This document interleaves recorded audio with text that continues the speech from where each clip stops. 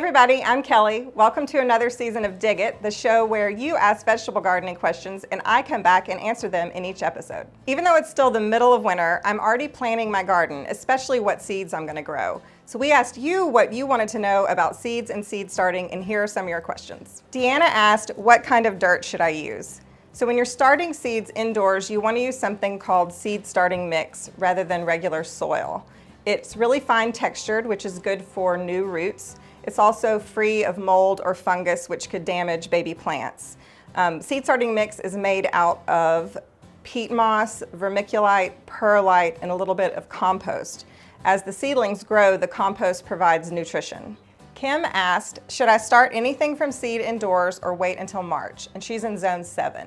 Starting seeds indoors is not a necessity. You can certainly wait until spring and start outdoors, but it can be a fun project to do indoors during the winter. It's especially important in colder climates where you have a shorter growing season, so it gives you a jump start on spring. In zone 7, you have a longer growing season, so you can certainly wait.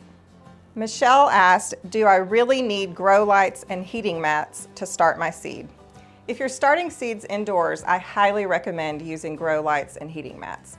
Unless you have a really warm home and a spot with tons of direct sunlight, you're not going to have as much success without using these items. When you're starting seeds, it's usually recommended to keep lights on for 16 hours a day and off for just 8 hours a day. You can ensure this by putting your lights on a timer.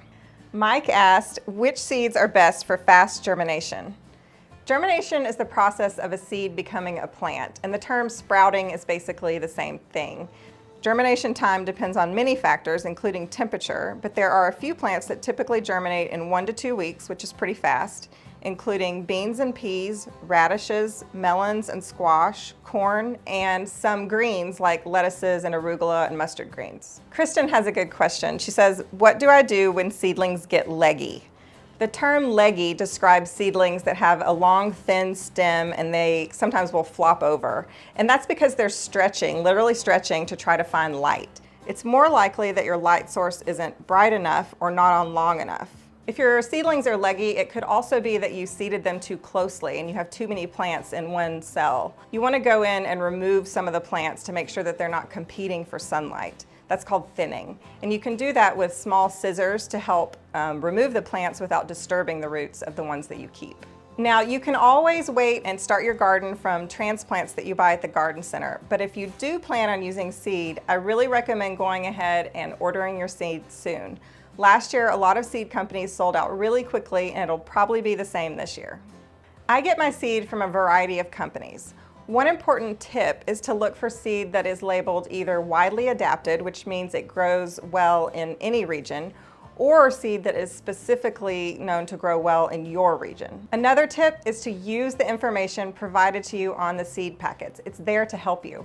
One thing you can really look for is information about timing. For example, it says to plant these shishito pepper seeds indoors 6 to 8 weeks before the planting date outdoors, which is the last frost date.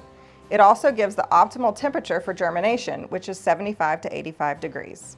Okay, that's it for this episode of Dig It. What other vegetable gardening questions do you have? Leave them down below in the comments and I may answer your question next time. Happy gardening!